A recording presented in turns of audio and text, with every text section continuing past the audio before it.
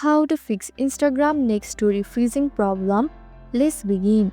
To begin with, open the Settings app on your device. Next, click on the Wi-Fi option and toggle the switch to off position. Then wait a few seconds and turn it back on again.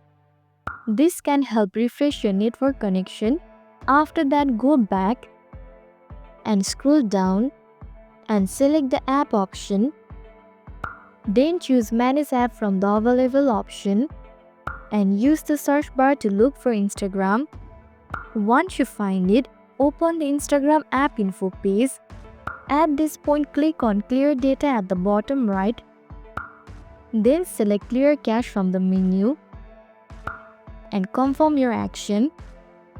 This removes temporary files that might be causing glitches. Following that, open the Play Store and click on the magnifying glass icon at the bottom right corner and search for Instagram. Now open the official Instagram app. If an update is available, hit the update button. If it shows open, it means your app is already updated. Finally, tap open to launch the Instagram app and check if the stories are now loading correctly. And that's it. I hope this video helped.